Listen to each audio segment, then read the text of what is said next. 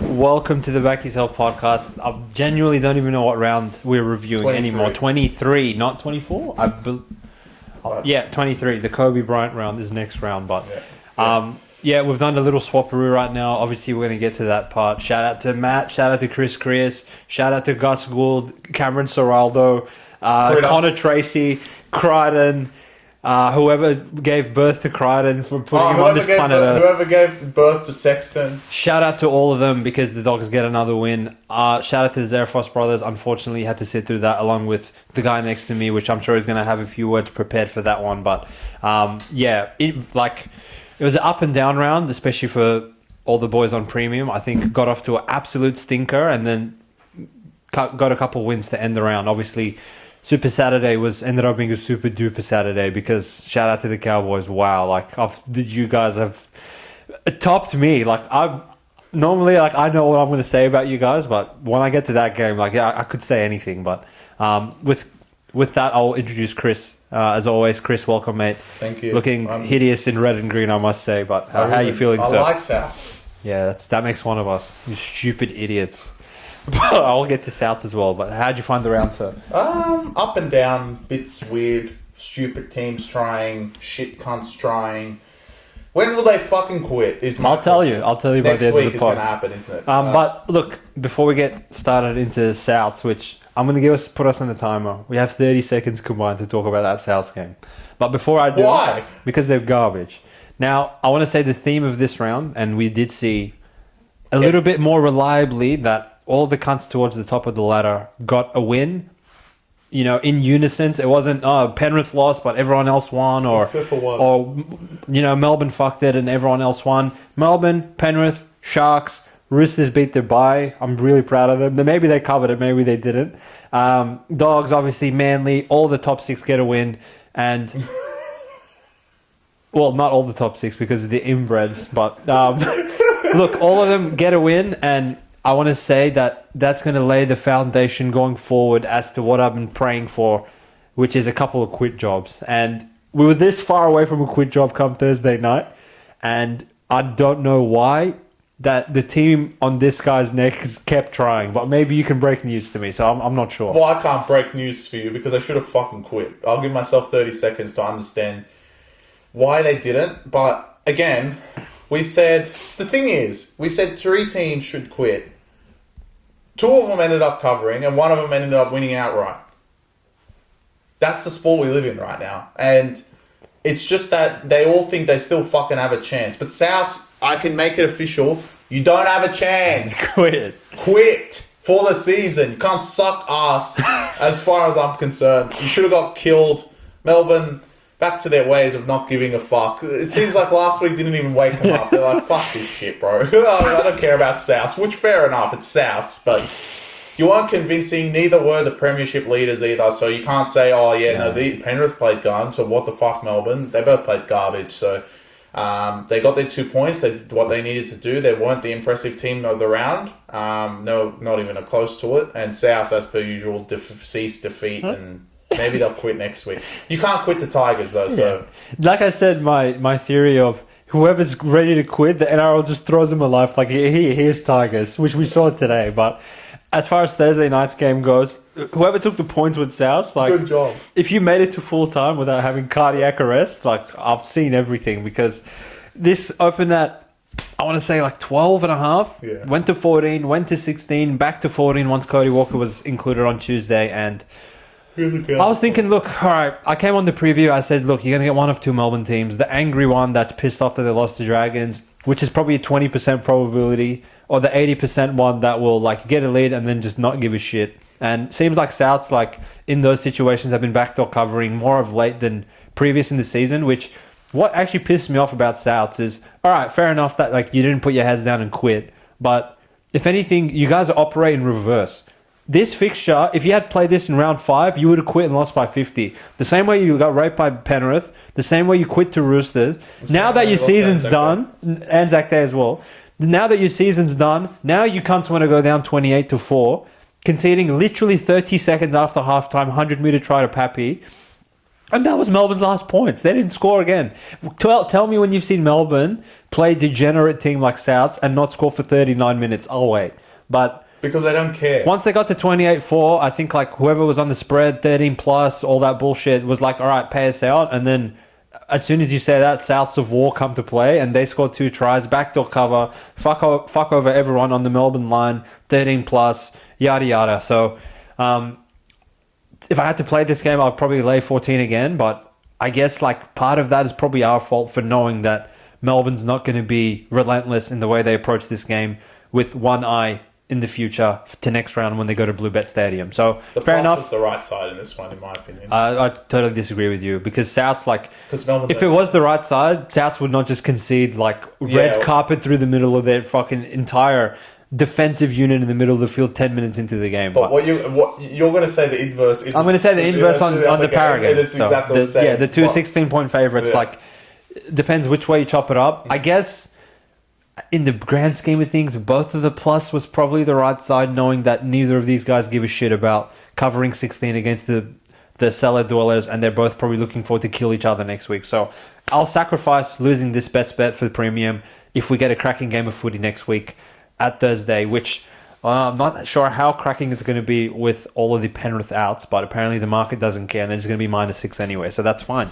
Moving on to Friday, which, again, shout out to all the loyal pod subscribers, and it seems like I've been doing a little bit of research. There's a little bit more viewage on the reviews as opposed to the previews, so maybe you guys are just getting excited to come listen to us scream at every one of these teams. But those of you that stuck out on the preview of this round, you would have heard me say if Titans lose, they're going to fuck my whole weekend over, because I really reluctantly took the early line value with them, knowing that, all right, Sharks have nothing. Sharks have no one. Check for a fucking upset victory. Titans are coming off the best win of their entire franchise's existence. Check. And Titans all of a sudden can actually make the 8 mathematically. Check. And 36 points in the second half of last weekend to 0 points in 80 minutes. So Chris, if you can break it down for me, then you're some Easy. It's Titans. No, it's Titans. And it's got, this is where you look on paper. This is why, we have all these theories. I have the star theory. We assume teams will quit when there's a memorial, which we saw. I'm taking the star theory from you. It was Cowboys. I know. But my point is, this is why hypotheticals exist. This is why, punters exist in general. And this game should not have won for Cronulla the way it did. Not even close. There is no reason for them to go up there, try at any will, and beat them without Titans scoring 1 point the way they played offense the week before. But it's Titans. It's all it is. They're the only team in the world to end on a negative score after you incorporate the spread. That's how bad they were. Yeah. Awful. And they ended on -3.5 to fuck me dead. Technically, that's what they ended on. And the Cronulla Sharks, look, they are so slept on. Yeah. There's 2 teams that are slept on in the top 6. And I think we'll get to the top 6 more when we explain more of their teams. But the top 6 as it is right now is the top 6 teams in the competition. And the only 6 good teams. The only 6 teams in the comp. And Sharks, alongside my mighty Manly Sea Eagles, who are starting to now get a bit of publicity, are probably the 2 teams that are completely under the radar whatsoever. Now, Cronulla have been awful in the finals. We understand that. They've actually been okay without Hines, but usually they're much better with Hines. Ronaldo being out as well didn't help, and Trindle not being there again didn't help. But it looked like it did help. Didn't seem like it at all. But the superiority of Cronulla, I want to say, being in those situations more often, helped them in this game. And even though they don't win those games that we're talking about, finals footy, being there and sensing defeat is a completely different scenario to not being there at all. And Titans, having not been there and now being put to the level of we need to fucking beat Sharks, we're on a streak, we should be able to beat them, they have all these outs, it kind of showed. And look, Des Hasler probably looked at him and looked at his screen and looked at the game and what the fuck happened? Seriously, where the fuck was this last week when you guys beat the shit out of Brisbane? And simply put, it was just their DNA is to fucking do some garbage. Agreed, yeah. And what actually, look, to someone, no point has ever said this, so I'm going to be the first one to say it. these Queensland teams all seem to have some sort of fucking problem every now and again. And to be honest, they always seem the way to fuck it up, especially recent seasons across a lot of these teams. Like, there is no reason for Titans to go out there and lose when Sharks were considerably worse than them. Broncos blew a lead in the grand final. There's a good one for you. Cowboys lost the prelim to Para for no reason and lost countless other games to fucking in Memorial games. Dolphins can't defend, and they're probably the newest team in the competition, and like not really much said about them. But these Queensland teams always seem to be the ones that do garbage. They're always involved in just some stupidity. And like Melbourne's just like the complete opposite, right? So like if you're looking at the teams that are outside of Sydney, so I mean the Warriors, yeah, but like the Queensland teams are always capable of this. Where, you know, everyone forgets the Brisbane capitulation 2 years ago. So it's like, why did Titans do this? Because it's Titans. And you can say that because it's Cowboys, because it's Dolphins, because it's Brisbane. But you can't say that about half of these teams in Sydney. I don't know, maybe Sydney's superiority this year, especially in the top 8, but I mean, Sydney, it seems like every year these cunts do some garbage. Sydney technically possess Knights. Does that offset everything from Queensland? They're not. They're in Newcastle. They're their own state. And Raiders also are in their own state. So they don't look, I think you're reading into the Queensland thing too much. Part of the virtue is that because they possess Titans and Cowboys, right? But if you want to use the same logic, we have Knights and Raiders, and Tigers. Technically, and Tigers, which there's something else. And South. And if you want to change countries, I'll get to Warriors in a bit. South. But, South is just something else altogether, in my opinion. But look, other than Titans, like, I got to take a deep breath before I just like say some shit I'm going to regret. But what do you mean it's Titans? They're quitting. They've quit In 4K. They quit in 4K in front of the world to see. Shout out to whoever took Sharks. You were bloody sharp. I'm proud of you guys. That was definitely the right side in this one. A little bit of weird shit happened in this game to where Chris and I were going to come on and have a debate in front of your eyes as to who was the worst performance of the round. But I think we put it to bed pretty quickly based on, look, Titans conceded that long try from Stone Street where they're attacking with the ball, give up possession, and then just, I don't know, they all fall asleep. Stone Street scores, fine, it's 12-0. You concede to Rudolph 10 minutes into the game, just pathetic, right? And then Mo Fotuaika was like, I'm going to take matters into my own hands. I'm going to smash the shit out of McInnes, who apparently his head's made out of titanium, and even a shoulder from this cunt straight to his head, he didn't budge 1 centimeter. He gets sin bin. And then I'm like, by the time this guy gets back on, this is going to be 24-0, isn't it? And it was. And 10 minutes later, it was 24-0. And look, that's too big of a hole to climb. Sharks showed that there's a massive divide in terms of the good teams, where like genuinely you can look at them as a club and say they're a good team, they're a good club. And the shit teams, which have been frisky for about 5 months, that they come and they go. They come and they go.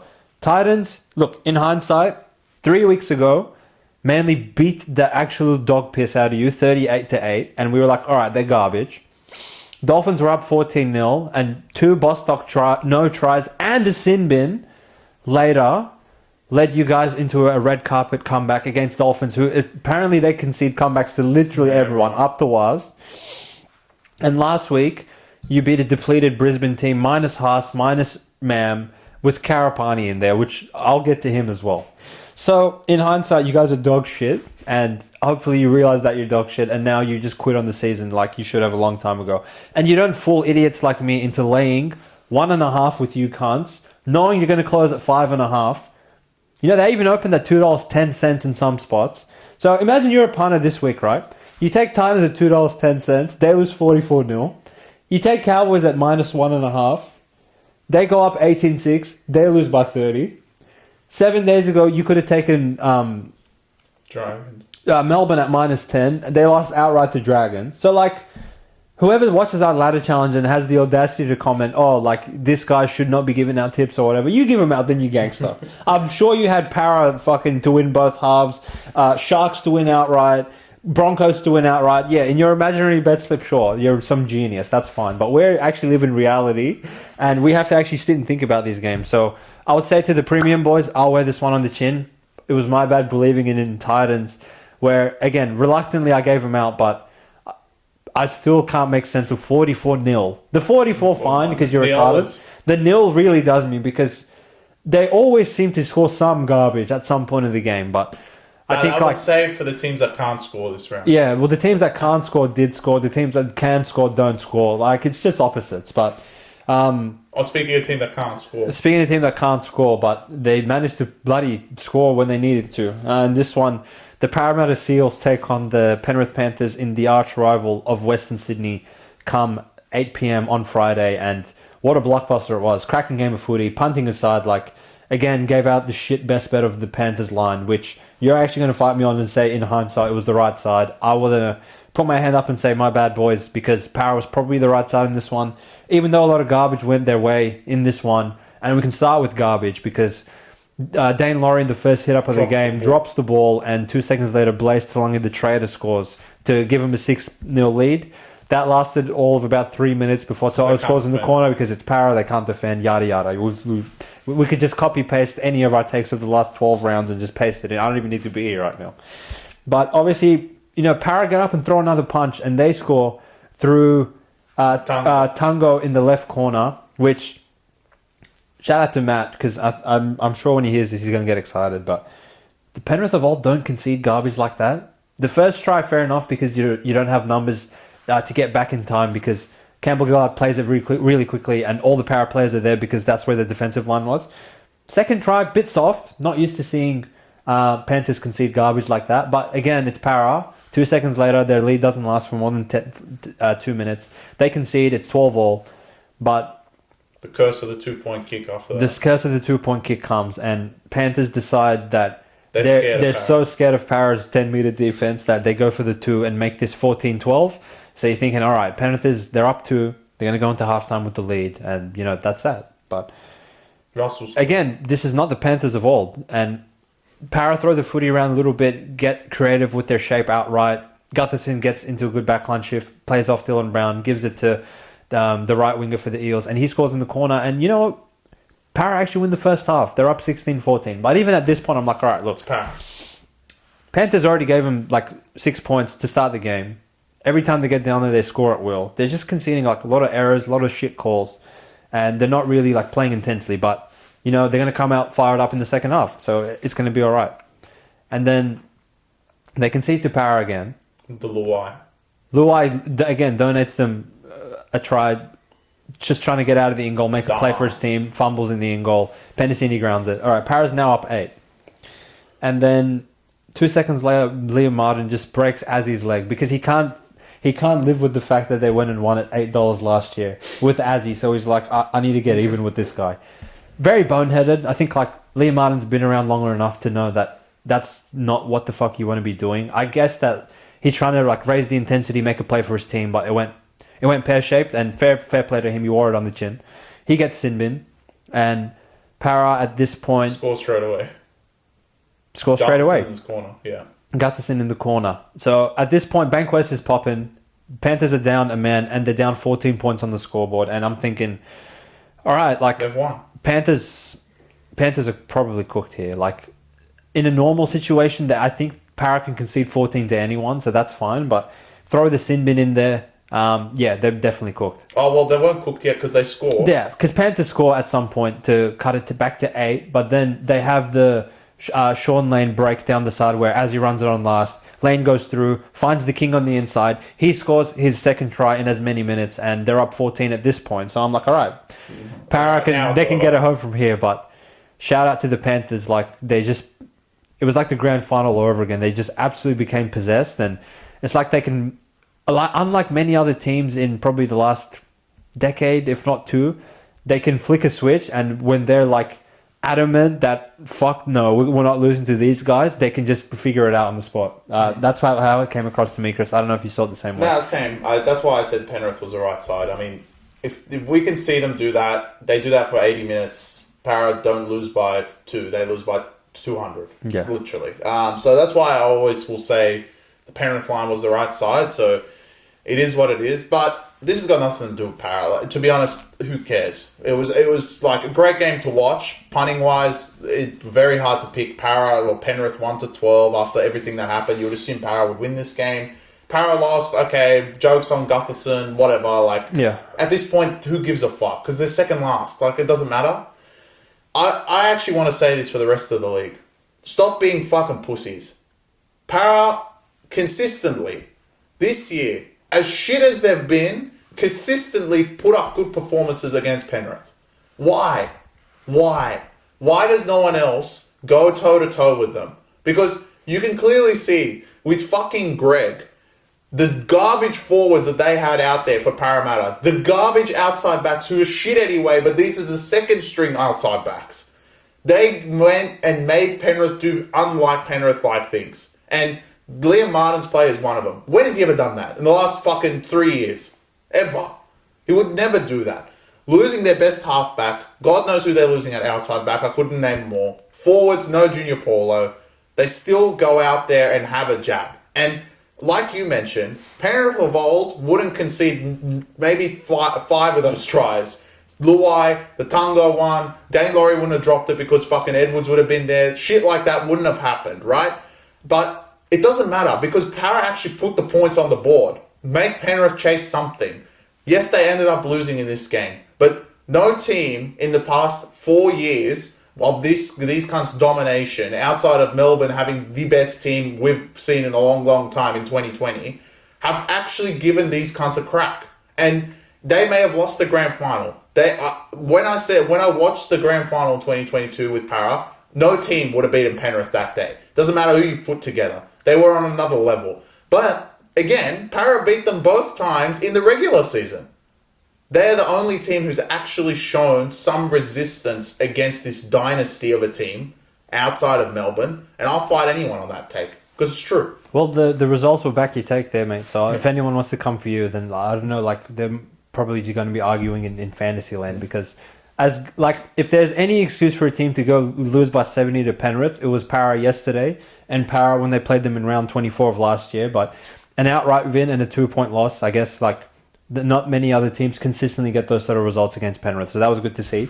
As far as the 3 tries in 5 minutes to end this game, dubious that last one. I think definitely there was a hint of obstruction with Liam Martin running straight into Azzy for the 15th time. But again, it's very hard to have sympathy for Para when they just quit in 5 minutes after working so fucking hard for 75 minutes that in the end, Penrith means nothing. With Cleary, I think it's required a lot of Cleary's brilliance to get these wins in the last couple of weeks.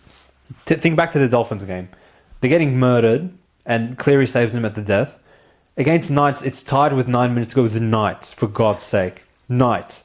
Cleary scores a solo try with 5 Knights players on him, saves them at the death. And then he does the same shit against Para. So the fact that they're requiring so much of Nathan's brilliance against these garbage teams, spoiler alert, has me leaning a certain way with as far as the spread goes of next Thursday's showdown. Now minus Liam Martin, minus Scott Sorensen. They're going to have the backups in the back row. No, Henry will be. Henry will be generated in the fucking AI lab to go play back row for them next week. That's fine. And I can already prelude to Dylan Edwards' stat line for next week. No. 900 running meters. No. 20. You lied to me. What? You said to me 2 podcasts ago that whoever plays at fullback, the new kid, the third string fullback, didn't get 250 meters. But guess what? He did. So Laurie gets 250 meters every single fucking week, if not more. He played gun again, got 2 line breaks assists, go you name it. That young kid came in and got 200 meters against Knights. Understand it's Knights, yeah. But it seems like whoever wears the 1 jersey seems to be good. So, but I will say Edwin's back. They have definitely probably missed Edwards in a lot of those effort area plays. I don't think they concede 32 to Para if Edwards plays, but again, he'll be back next week. It seems conveniently for your sake, so we'll see how Edwards plays. They definitely do need him, irrespective of the fact that whoever plays fullback for Penrith runs for 400 meters, regardless of what their last name is. Anyway, Para, in all honesty, how did you cunts lose? I really hope Para lose by a record margin to Roosters next week. Again, spoiler alert, just fucking quit. But yeah, speaking of, that was Friday night, so at this point, Premium's 0-3, we're on the floor. But that's alright because Raiders are playing next. And look, part of me thinks Manly of War are they're starting to make Chris's case for him. He doesn't have to come and bang the drum for them every week. But no one what they're putting on tape is speaking for themselves. But unfortunately for Manly, every time they put a good performance in, it seems convenient that Bulldogs play 4 hours after them and win for the 15th week in a row. So they're your team. They beat my team. So I'll let you have the first crack at this one, mate. How'd you find your mighty Sea Eagles winning 48-24? I'd rather than talk about overs. You know what? Keep them underrated. No one needs to hear about them. They're not even close to Dogs. Yeah, sure. Like that's all I want to hear. I'm happily going to continue to see dominatrix at some point offensively with this Manly lineup. And again, this week proved Raiders had a lot of sets on the Manly line. Raiders did score points. They scored 24 points. But Manly scored almost 50. And the sin bit didn't help. We still don't know. Do we know what Tarpany Someone said? get the audio of what Tarpany said. We must know. To ground that. Anyway, regardless, at that point, Manly, I want to say, weren't even really trying. And Raiders, they went up 12-6, I want to say. Manly scored through Lehigh's catch, and then Tolau scored. And from that point, it was like, Manly just had the game in control. It was just if and when. And obviously, this fuck that does some dumb shit.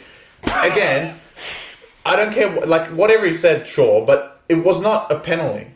He landed softly, as per the... What was it? Yeah. Landed on his backside. Safely. Sorry. Yeah. And it wasn't even close. I actually think it was there's been worse not called, and this one was all blown up about anyway.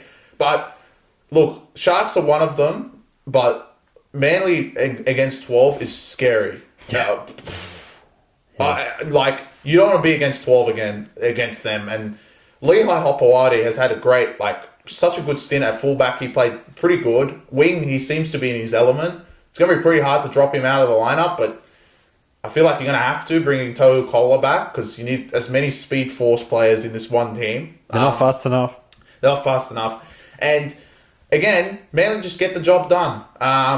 They didn't just get the job done, but they raked the shit out of Raiders. But in terms of consistently getting 2 points, which just seems to be fucking impossible for these shit teams at the bottom, below Manly, which we'll get to in the next one, they did their job. Went to Raiders off their bye and won. Now they get the pleasure of playing Warriors at home and then Tigers on the road, and seems pretty easy from there, right? They have one or two tough games left. They have Dogs on the road, and then they have the Sharks at home.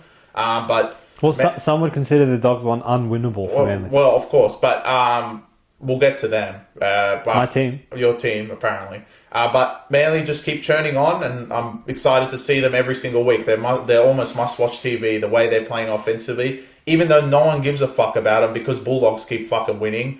They are the sixth team and my dark horse of this competition right now. They're absolutely churning offensively, and I love to see it.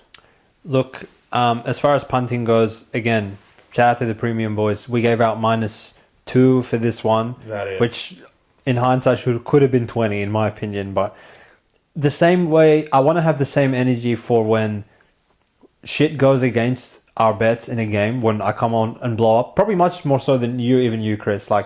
When garbage happens in a game, sin bins, send-offs, still the Justin Olam one I'm not over from 2 weeks ago. I'll blow up, but I think I need to have the same energy when shit goes our way.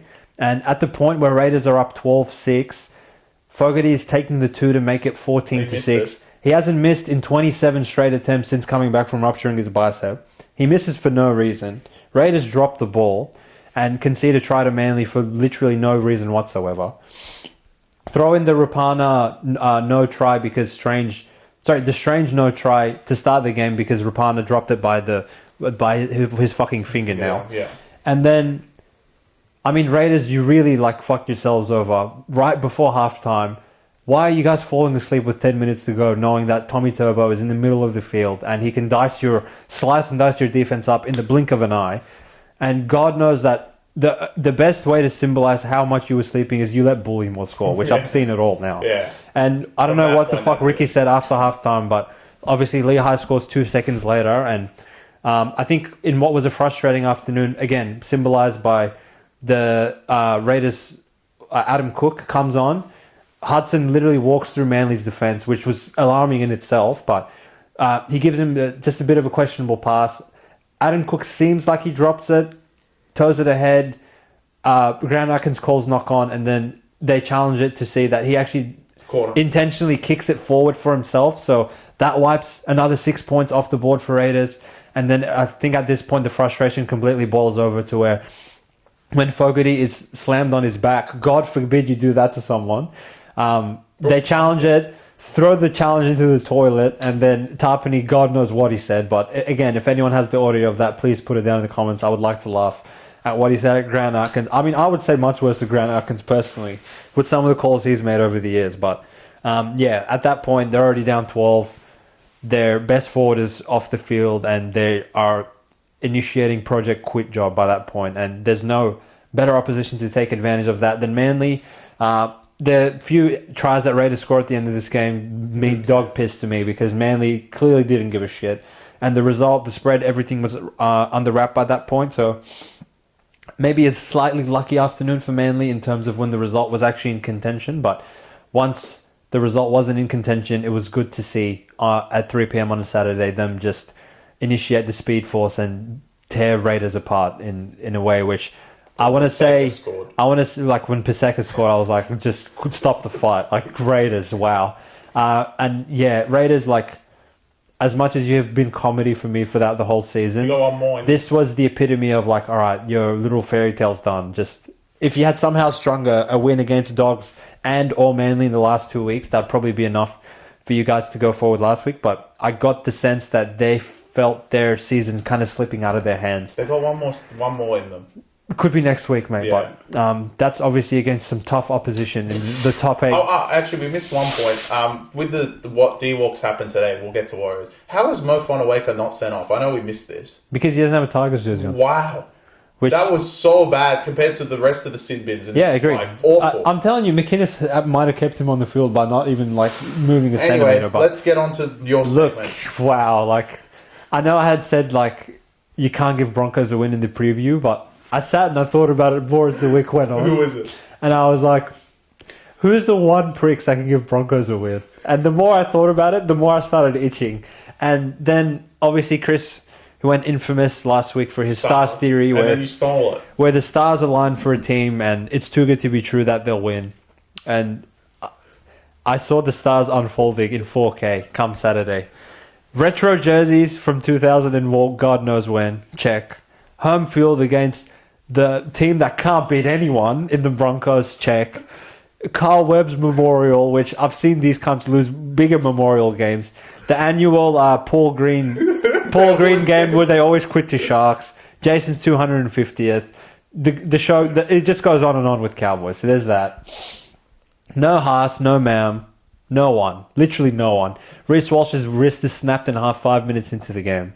But it's Cowboys. They score first. The building's popping. No, they don't score first. Sorry. They gave Jensen a try. Yeah. They managed to give Jensen a try, who was going for Alex Twal's record of not scoring in 500 first grade games. But all good. They're playing Cowboys in Carl Merv's memorial game. And to get to a point where you're up 18-6 and Broncos are begging to quit at this point. Any reason you give Broncos they'll quit, you get a call and you don't find touch. It wasn't even a call. What was it? They kicked it out of the full. Broncos watch Vilea just part the Red Sea, catch the ball and ground it, kick it out on the full the next 5 seconds later. It's 18-6. And you cunts can't even find touch for Carl Webb. Unbelievable. But it's believable because it's Cowboys. And again, piss week mentally, epitomized by Scott Drinkwater. All good with the ball, garbage without it. We've been saying it for how many rounds, Chris? What round are we in? 23? 23 rounds we've been saying these cunts are garbage. And the fact that they're still in the 8 just shows how garbage everyone else is. Because this was not just that they lost. If they had lost, all right, you're up 18-6. All good. You lose 25-24 to some fucking Adam Reynolds field goal and golden point. Fair enough. But at 18-6, you don't score another point for the whole game against Broncos, who concede to anyone. And you end up conceding 40 to them. 40. 4-0. 40.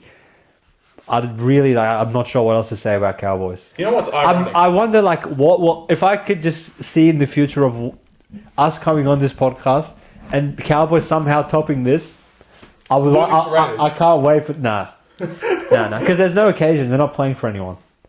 Carl Webb, rest in peace. But I'm sorry, like that was an abomination. That was an abomination what these cunts put on display. Again, everything all good and well for them at 18-6, but Todd Payton, like, I think you really have to start swinging the axe at some of these pricks because to lose to Broncos like that, I've seen it all. Yeah.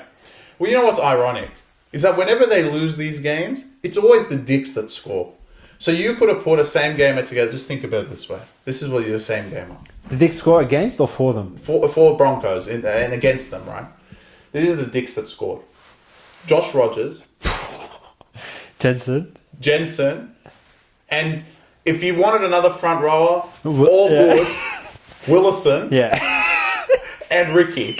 Yeah. All the idiots. Yeah. And conveniently... Josh Rogers, when he scored, was on the floor, bro. Conveniently, they did the same garbage for Jason Taubalolas. When Rudolph scored, Harris Hunt scored, Jack Williams scored, Hazelton scored. Yeah. Wow. I mean, wow. It's incredible. What is wrong with them? I don't know. I don't understand. And the Vilea try, I was like sitting there, wow, Broncos, to concede that. That's really bad. To concede that. And I will take apology for this game because I was like, there's no way Brisbane can win. And this guy was like, they might win, you know. It's Cowboys. So my star theory did come 5 days too late. So I apologise. But I didn't see the problem was, I didn't see Broncos losing last week, which would mean the start, like one less start, because then they could beat a team, right? And otherwise, obviously, because I know Broncos have it fucking over these bombs. And without Ezra and Haas, I mean, wow. So really my star theory only works once a year. So I had to pull it out last week, which technically the line won. They didn't win outright, but unlike these idiots. Cowboys, like, I really wonder where you guys will go from here. Because to beat Raiders. If you let's hypothetically get in a situation, right, that you beat Raiders, you beat like one other bum, Dragons and Knights and Broncos, they don't quite make up the ground to overtake you, and by default you end up in the semi-finals, right? Yeah, you gotta play Manly. How can you with a straight face go and play a finals game knowing what you did against Broncos? How do they walk around Townsville with a straight face? I don't know. How do they have 12 wins? These are all great questions that unfortunately... Because fucking Dragons should have beat them 17 rounds. Yeah, like... They just get garbage, go their way. And they've won so many of like 2.1 point shit cunt games. How did they beat these guys in hindsight? They should never beat these guys if they played 50 times. Well, no one is capable of beating those guys in any capacity. But Cowboys did it, which really bewilders me as to like the inconsistency of the results of this sport. These pricks have beaten everyone for the last 4 months, and the only team they lost to was Cowboys, who dished that up yesterday. And again, it seems like common theme of this sport where I put Cowboys in the same bracket as Titans for this round. That, all right, everyone just, when you're building your multis, when you're looking at the round ahead, you see Titans, big win against Broncos the previous week. And if anyone came and said, I want to bet against Titans, your average guy would be like, you're an idiot. Did you not see how good they played last week?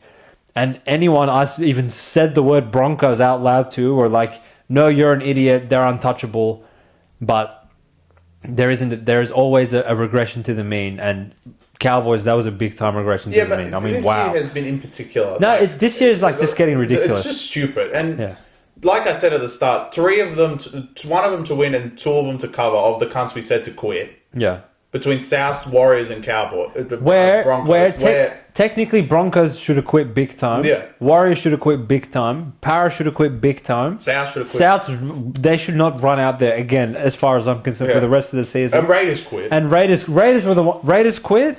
Yeah. Titans quit. Cowboys quit. So like, I wouldn't put Dragons in that category. I think they just got outplayed, which we're going to get to them shortly. But like Todd Payton, I really don't know. Like, no one there has no hair.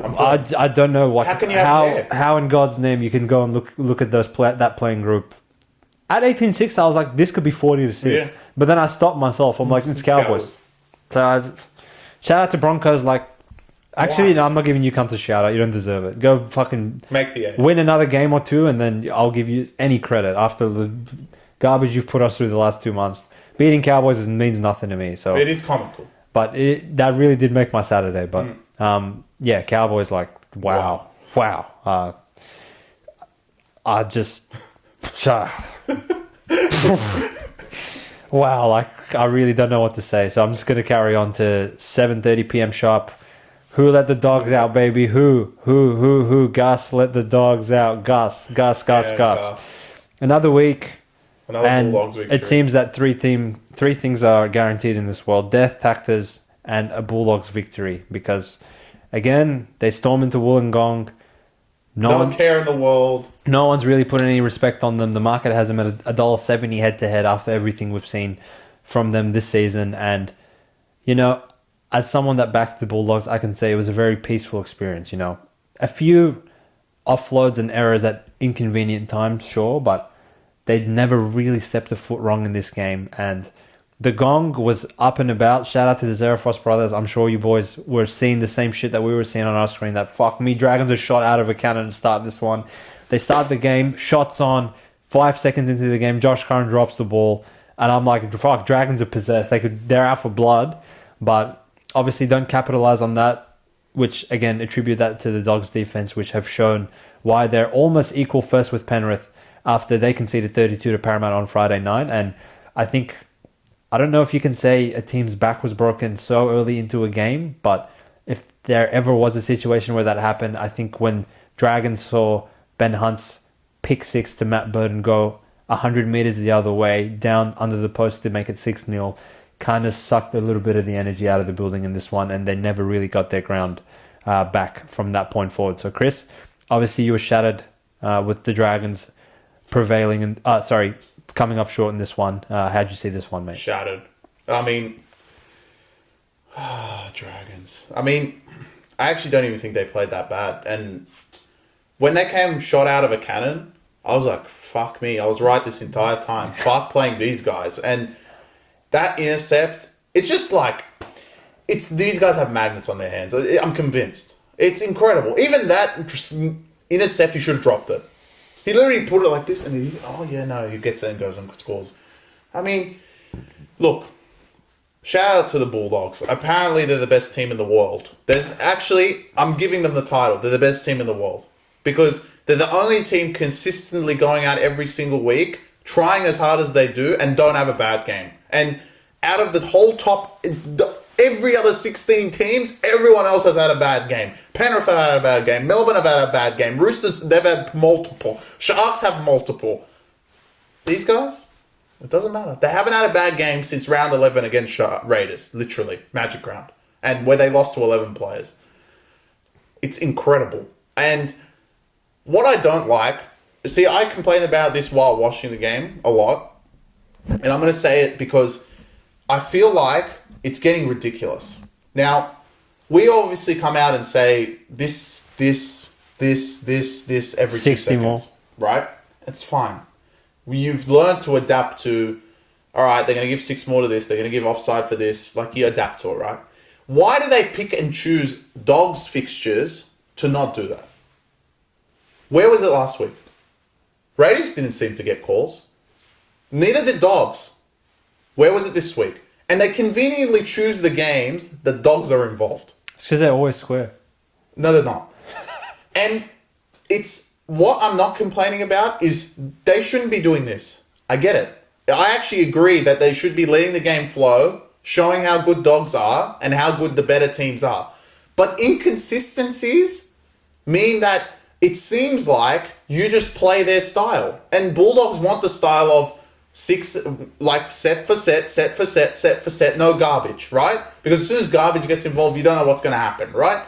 And conveniently, the last 2 weeks where it's been, big games on the line, they go, you know what? We're going to put it away. And as soon as you put it away, teams like Penrith and Bulldogs, this is their superior style. Either do one or the other. Either do this for 4 hours, like you always do, or put it away. And what we saw today... Knights Tigers, she's sitting there doing this for 10 hours. The Dolphins game, I didn't watch much of it because I did City to Surf. But I promise you they were doing this. In 45 seconds, Warriors had 5-6 against the start of the game. it's not the fact I want that in the game. My point is, when you're playing a team like Dogs, they don't want that, and conveniently, it doesn't happen. And the times it's actually happened, Magic Round, if you go back, Raiders got every call. Regardless of the sin bins, they got every call. And all of a sudden, you see tries like Hudson's try where the Red Sea parts and there's no Dogs player in sight. And for some reason, and I know this is how they want to play, and it's fine, but not every time these cunts are square, but because it's a high leverage game, Dogs are playing, everyone's watching, they don't call it. But in another game, Dolphins Warriors or Tigers Knights, they're just sitting there doing this. It's incredible. So, of course, if there's going to be fucking 1-6 again the whole game, Dogs are winning this. Dragons are nowhere near the caliber of Dogs. And Dogs are the superior team. But when you go out there, drop the ball straight out, don't score straight away, and this motherfucker doesn't give any calls, either team, and Dragons are parked in their own goal line, that's where Dogs are the best. So of course they're going to fucking beat them. It's easy. I was watching it in 4K. I knew what was going to happen. And the inconsistencies between games of, this game is high leverage, so I'm not going to call it. Ready? I'll call it in advance. Penrith, Melbourne, I guarantee you there'll be less than 5-6 against. Agreed. Because they choose, we're going to put a good product out there. How about fucking good product for the rest of the fucking league? Rubbish. Anyway, regardless of the refereeing, Dogs were the better side. It shouldn't have been 2.5. Anyone that took Dragons outside of me, because I like them, you cunts fucking need to wake up, because that was the worst spread you could ever have. It was easily the Dogs. Luckily for the premium guys, they won on unders. I don't know what happened. Again, because this guy doesn't wave his arm, it's going to go unders, isn't it? So you can't expect them to go over 48.5, something stupid, if he's going to give 4-6 against the whole game. So, it of course that won, so shout out to you guys. But yeah, I was on the Dragons, Red V. To be honest, disappointing offensively. Thought they would put up more, but like providing no pressure on the line. Maybe Dogs had 2 back-to-back sets on their line. It's not enough to beat this team, and it's not enough to beat Penrith, and it's probably not enough to even beat Cronulla because they can actually defend. Maybe Manly, yeah, sure. Maybe Melbourne, sure. You'll score off one set, but to beat these teams, you need multiple sets, and if they're just going to give one set at a time, then it fits the Dogs style, and Dogs will win this game. So credit to them. Their style is working defensively. They're the second best defensive team, but I'm really getting frustrated with the inconsistencies, especially obviously with these motherfuckers, because it seems like they always get the right side of the ref not going to give this every 2 seconds. It just seems to be that way. That's a very interesting point. I don't know when you thought of it, but it does seem that the Dogs games are sort of called in a different light to obviously when the degenerates play each other, like we saw on Sunday. But I'll start with Dragons because you spoke enough about Dogs. Shout out to the Zerafos brothers. Look, I wouldn't be too disheartened if I was a Dragons fan. They were up for the occasion. They gave maximum effort, but any other team besides Dogs and probably Penrith at their peak would definitely concede more than 10 points. That raid at the start of the second half where it was at 20-6, or you were thinking, all right, fuck, blowout, end the game. Sloan scores before halftime, which, to Chris's point, like, Dragons had to do one of the fucking outside-inside from Smith to Cronk to Slater, except it was fucking Flanagan to Sloan to Luciano Leilua, for God's sake, to actually break these pricks open to get a try against them after 5 hours. But you look at the scoreboard, you're like 20-10. One try. It's a game at least. It's a game of footy. We've seen like bigger blown leads. Obviously, wait till our Dolphins. Like, I just don't even know what I'm going to say about you guys. But that 15 to 20. I'll tell you why I got on this. Because at the first half, I'm like, I fucked the premium boys over. Why is this over? This is ridiculous. But Dragons to have all of that possession on the Dogs line to start the second half, I feel like especially that's where you probably lost the game. Where if that's not Dogs and it's anyone else, they definitely at least concede a try or two. And there was many half-line break opportunities where had the offload had stuck or had they been able to get their arm free and actually get the ball loose, support was in the picture. But what else was in the picture? 15 Dogs players at every turn. Like, it's like they're playing with 14 out there. I don't know, like their commitment's just off the charts. Really reminiscent of when Penrith first burst onto the scene in 2020, in my opinion. I haven't seen a team play with that sort of level of commitment for consistently week after week after week after week, 80 minutes since then. So, it's got Gus and Serralda's blueprint over it, and regardless of who they play, when they play, where they play, it seems like the Dogs are up for the fight, which you can't say about really any other team, including Penrith this season. I think, like, to relate this to preseason expectations, which I feel like Chris and I have both kind of struggled with, moving our intrinsic value of what we think of the Dogs compared to where we saw them preseason. You got to think that they were the laughingstock of the NRL 12 months ago. They, by far, were 17th in defense by a landslide in a comp with Tigers in it. Like, laughable. And 12 months later, it's not like they went and signed Cooper Cronk or Thurston or God knows who. They signed Critter. Well. You got to think that they started the season with Hutchison and Taff, which was our personal, like, as far as back yourself goes, I was in stitches every week seeing Taff run out there. But at a certain point, Serralda woke up to himself. I don't know what took him so long to fuck Taff off for Tracy, but Tracy's shown that he's 10 times better than him, which, shout out to Chris. 5 years ago, he said, why has no one signed Connor Tracy? What are you guys doing? And obviously, Toby Sexton's come out of nowhere, and now he's playing like JT, so I've seen it all, that they can just plug him in, and he can steer the park around better than Burden ever has in his entire life, and Burden can just stick to what he's good at, which is running down the left-hand channel and putting up bombs that no one can catch in the league. So incorporate, and this is probably the main point of where, like, I think I got Dogs wrong up until probably a couple of weeks ago, and this really hit it home for me this round. I'm going to name some players, Chris. Mm-hmm. You tell me where you would rate them out of 10 at their position, right? Mm-hmm. Before this season started. Kurt Mann. At lock. 3. Sam Hughes. 2. Curtis Moran. He was alright. 4. Josh Curran. He was also 7. Right. 5, 6, 7. I would say 6, 6, right? 6. Bronson Jerry, who hasn't played in the NRL in 5 years. Nah, he was alright. I thought he would come in okay. 6. Max King.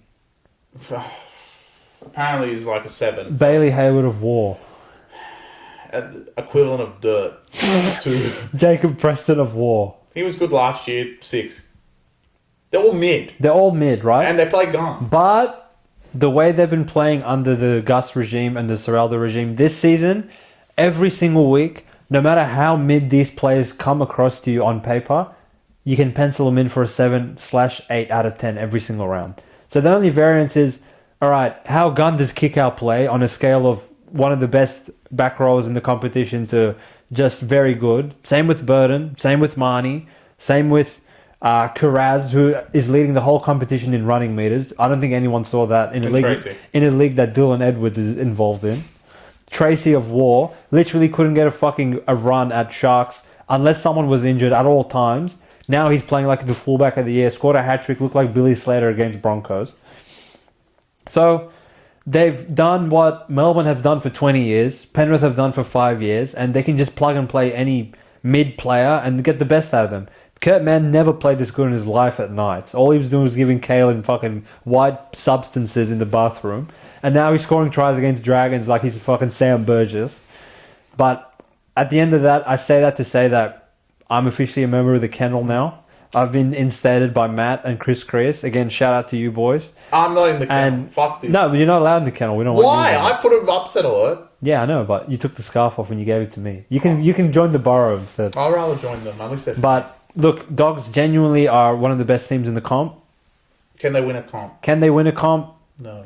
Can anyone win the comp that isn't Penrith? I guess that's the better question. Melbourne. But no, I'm saying including those pre. No. But they can't even cover against South. They piss me off. The problem is you're going to have to beat them both. It seems that way, yeah. Unless you're Penrith and Melbourne. Look, Penrith and Melbourne are going to be 1 and 2 regardless of who the fuck wins on Thursday. Yeah. So that's fine.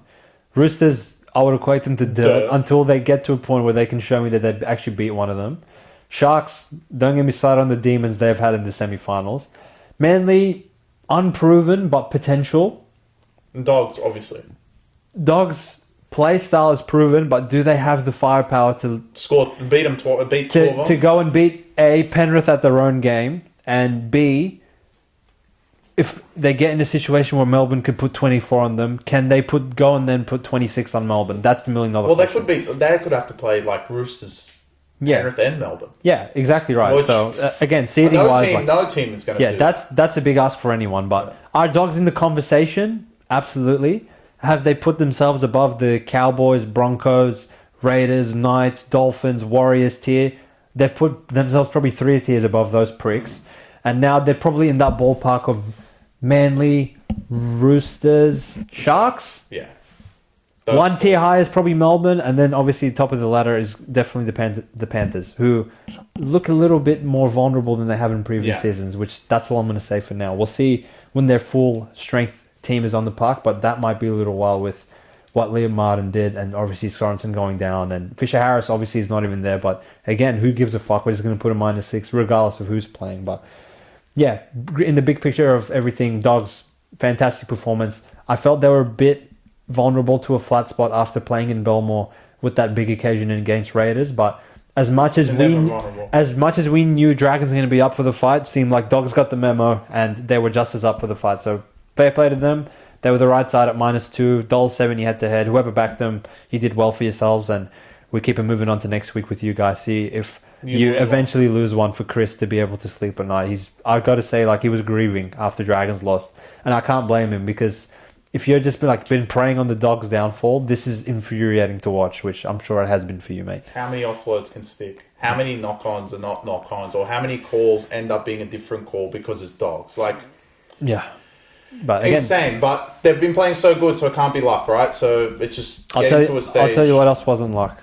Cowboys. Under duress, baby. Congrats. Up the fucking wires. Let's go. Please quit. Now you can quit now that this is done. Well, actually, they already quit on me technically, because they lost. Obviously, for all you guys, Under Duress is my segment where I give out my best spread of the week. It's been hitting at 80% on the season, and it hits again on the Warriors +7.5. Thank God I didn't take them head to head. If I had upset it, I'd be on the floor right now from what Sean O'Sullivan did. What a kick! Wow, JT.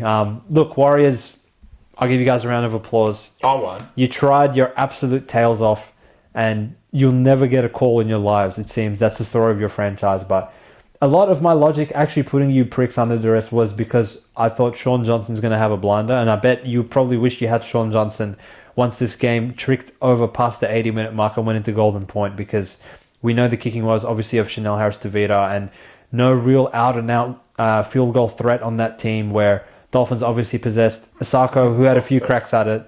Don't talk to me about Nickel Klockstad. I'll get to him with Kafusi's try. Yeah, obviously, Dolphins had Asako, who had a few cracks at it. Normally kicks him pretty well up in Suncorp, but the mystery man, Sean O'Sullivan, I don't even know why the fuck he was on the field, but it didn't matter because he gets him a 2-point field goal, which just shows how far out he was and keeps the Dolphins season alive, I want to say. Do you want me to continue screaming at Warriors, or would you like to get a word in? Or you don't give a piss? Look, to be honest, I'm just wanting these cunts to quit at this point. Warriors. Sean quit. Warriors. So why are you cunts trying? Warriors, you quit on me pre-game. Again, have some fucking respect for the punters. Why do you name Sean Johnson, wait for me to go put them under duress, and then rule him out with a quad injury? This gentleman was ruled out probably 3 months ago to a lower extremity injury, was due back 4 weeks later, comes back 8 weeks later, plays one game to Para where they get absolutely killed. And then quit. Is named 3 days later and then quits 2 days after that. It's unbelievable. But doesn't matter. It didn't really matter because I want to say Warriors were the right side. Look, you start the game off, concede straight away. Well, actually, you got 10 calls and my God, you guys can't score. I'll pat Chris on the back. Wow, you really can't score. As far as moving the ball around, Jesus Christ. But wow. then it's Dolphins. Right up there with Knights. But then obviously it's Dolphins, so come hell or high water, you will get 30 points against them. Obviously at 6-0 wasn't great. Farnworth's 100-meter try off the tap back, not great. You score back through Kossi, fantastic, because you wouldn't have actually... If you passed to him, you wouldn't have scored. You had to kick to him. That's good. Give up just the softest call ever. Tuivasa-Sheck's head-high tackle on Ray Stone, weak as piss, 14-6. 2 seconds later, Nikarima scores off a 10-meter forward pass, which, again, Warriors, no one's going to feel sorry for him. 20-6 going into the sheds, and... No, D-Walk, you forgot the D-Walks. D-Walks, It wasn't even close wow, to the just love tap on Mark Nichols' head. really not much force at all. Come on. I know technically by the letter of the law he got shoulder on chin in that one, but that's soft as shit, mate. Like, that's a Tiger-esque call. That if a Tiger did it, it would make sense to me. But Warriors, like, that's pretty soft. They're already garbage. But anyway, 20-6. They're down a man at halftime. Dolphins are $1.02 live. Everyone's just singing, all right, this game's over. Except me. I believed in you boys. I was whispering, like, just to the point where no one could hear up the waz under my breath. Because it's Dolphins. You know, any other team besides Dolphins, this game would be over. Dolphins have shown consistently that they are the opposite of a second half team, and they'll concede to anyone. I don't think Warriors would have put 20 past Tigers today. And those cunts gave Fletcher Sharp 4 tries, which I'll let you get to them. But to end with Warriors getting 32 points, I've officially seen everything in the sport, because their offense is the equivalent of dirt, in my opinion. And for, like, let's run through their tries. Kosey's try off a kick. Capel's try off a kick where 4 Dolphins players are there. Tamari Martin's try off a kick. Mitch Barnett's penalty try off a kick. The old mate dropped it in the corner for no reason. The left centre. When they actually constructed when they actually constructed one, he pegged the ball at the floor. Thank God they gave Dolphins a call. They gave Warriors a call by calling offside. And then a little bit of old school Warriors razzle dazzle through Tamari Martin. Harris DeVita, left foot, offload. They scored to make it 26-all. And then obviously Dolphins, Nick Rima, what a cracking ball it was to Felice Kafusi to part the Red Sea. And you're thinking, all right, I'm thinking, fuck, like, the spread's in jeopardy now. If they start going short and don't get it. But obviously they go short and get it because it's the NRL. They go short, they get it, and 2 seconds later they score through Mitch Barnett, which, do you want to say it's controversial at any point? I feel like it definitely was a penalty try, even though we know he would have dropped it. But I think, like, by the letter of the law. To be honest, I actually would have given a sin bin for Nicarima and no try. How would you have argued that, though? Because he had every opportunity anyway, in my opinion. And he still dropped it. He dropped it, though, because Nicarima gets it. Yeah, but I could just imagine the same shit and he would have dropped it. I mean, it's the right call, okay. But if you're actually thinking of who it is and how it actually happened, you're like, why didn't he just score anyway? He was right there. Because Nicarima just was on his tail. Yeah, but you gotta at least look. If you're Nicarima, you gotta. I get that in the moment you're making a reactionary decision to, and it's a slight tug, right? It doesn't completely tackle him, but you gotta at least give him the chance to drop it, in my opinion. Well, true, but definite penalty try. Definitely, yeah. You know what? Penalty try. If it was a Tigers player, it would probably be just a sin. They'll get 12-week suspension. Well, can you give a professional foul to a semi-professional team? That's my question. But team, not player. Look, at this point, 32-all, and the spread is already hit home for the boys on premium, so shout out to you guys. But once the spread was safe, I feel like I was like, all right, Warriors, just go and lose. You're never going to kick a field goal in your entire lives. Harris DeVita had a few cracks at it. Osako had a few cracks at it, but it was Sean O'Sullivan coming through clutch, 42 meters out, and keeping the Dolphin season alive. Warriors, you were valiant, you were gallant. Shout out to you guys for covering for me, but you are done and dusted. Don't go to Manly next week and just, go back to New Zealand and get ready for Dogs, because you're lucky to get a win for the rest of the season, in my opinion. But again, it was a good game of footy, good win for the premium boys, but Warriors, the season... Do you still admit they can't score? Oh, yeah. My God. They can't score whatsoever. Yeah, not even not even a point. Speaking of can't score, look, my upset alert, my West Tigers let me down as per usual against the Newcastle Knights. Didn't even cover the spread, boys. Come on. So the way I got to defend myself is some garbage, because obviously Tigers, in my opinion, didn't play bad again, and Knights got some fluky tries. There's got to be some affiliation between Fletcher Sharp and Belinda Sharp. I mean, I'm not just saying their last names, but he scored 4 tries. Belinda Sharp gave him every call. I don't think Tigers got one call. Not until the 70th minute. Oh, well, yeah, after that. After they literally did not get one call the whole game. And the call of it was no advantage. And one, saying straight up you can't challenge advantage, and then saying to Appy, all right, if you want to challenge the knock-on, which I know you knocked on because I already said advantage, if you want to challenge that, then go for it. And Appy was like, okay, sure. And then it just goes, yeah, Buller knocks on. Challenge unsuccessful. What do you mean? What about Knights going, oh, Leo drops it, all good. And conveniently, 90% of the time when these motherfuckers dropped it by some point, the Knights, this bitch just gave offside. Literally. I mean, Tigers already suck. Why do they do this to teams? And then what they're going to do come next week is do the inverse. And this is why this sport has become retarded. Literally. What's going to happen next week is now Tigers are going to get every call against Sacks, aren't they? Every call. No matter what happens, they get a call. But for Tigers, it's like no matter what, they can't get a call. Yeah. Every week is the same garbage. Yeah. Last week was all in one for no reason. Send off. What Fonaweka did this week was all good though. Because he's not wearing a Tigers jersey. And it seems to flip around on like the good teams or teams trying to make the eight. Tigers just stays one way. Same shit every single week. And Benji can't go out and scream at the refs every fucking week. But I would cop the fine. To be honest, they're probably the most unlucky team in the comp with the way that in situational spots they don't get calls. Yeah, it's fucked. It's actually insane. And look, no one's going to call it out, but we don't give a fuck. It's the Back Yourself podcast. We're going to say it the way it is. I just defended Dragons by dogs giving no calls. Apparently they're always square. Yeah. Anyway, Tigers on the other end are never square.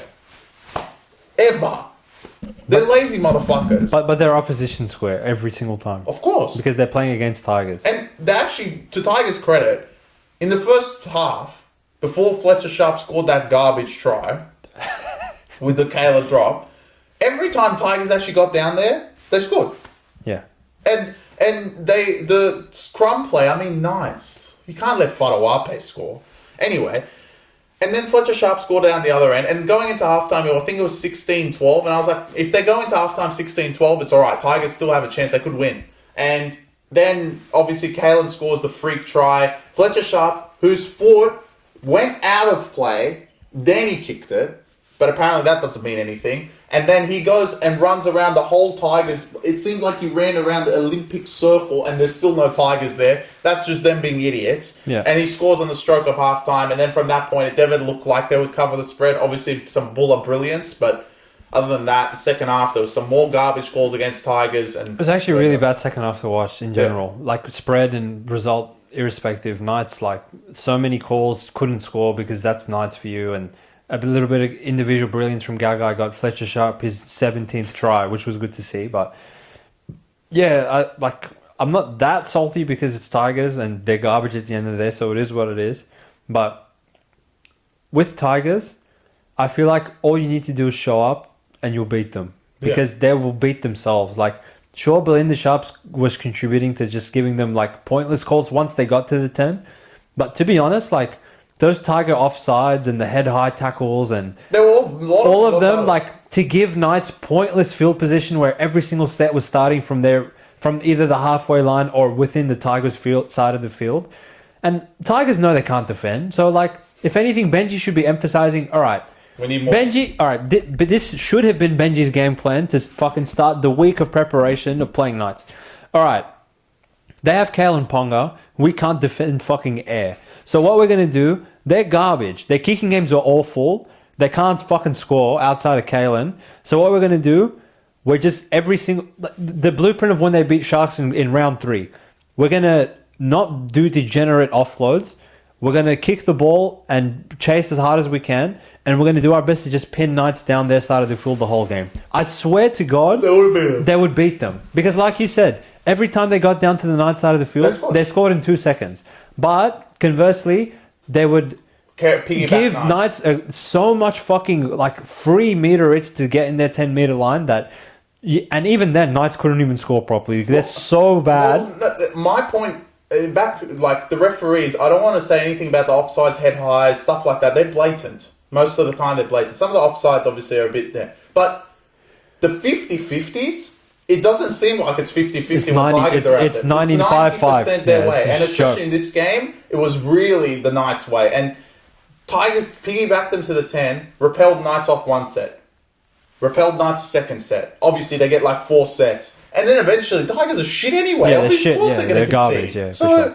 and then the garbage they were scoring makes sense. Yeah. So, And in the end, like whoever wants to come at us for giving out the Tigers line or Tigers head to they head or only whatever, didn't cover by... they only didn't 6. cover by 6. So you take away that retarded Fletcher Sharp try on halftime, where if it's 16-12 going into the sheds, Tigers probably have a bit more hope and they're a bit more live. But 22-12, and then obviously they score. Mapapalongi scores in 2 seconds. But then here comes Buller. You know, he scores straight away. And then from that point forward, Knights score one more try, and that's the game. That's like, the game. no one scores again. No one does anything. Knights, like, in hindsight, I don't see how you can lay 10 with Knights. There's something else. They're fucking... They're in the shit. They have the 17th ranked attack, and they look like they had the 17th ranked attack. To make the end of the podcast, because this guy's going to have a hernia, Knights still have a possibility of making it. Oh, God. I think that wraps up the review. Hope you guys enjoyed the podcast, and we'll get to... I hope Knights don't make the 8. We will get to the Canterbury Round with the best fixture. I said game of the round last year, but it's game of the round so far. It always is. It always game of the season, mate. Game of the season. Look, all you boys, appreciate you guys sticking in with us this far on a Monday evening when you guys will be watching this. Make sure you tune into the preview of round 24, where, again, like Chris said, Melbourne, Penrith doesn't get any better than this. Probably the Battle of the Minor Premiership, and then... I wasn't talking about Melbourne, Penrith. What are you talking about? Cowboys Raiders. Well, that's the back yourself game of the round. That's a whole different story. That's... Well, I'm gonna send out a little sneak peek teaser for next week. I'm gonna put one of them under Duress. Which ones are gonna be? You let me know in the comment section which one you think I'll put under Duress. All right. Appreciate the support, guys. Catch you next week. Peace.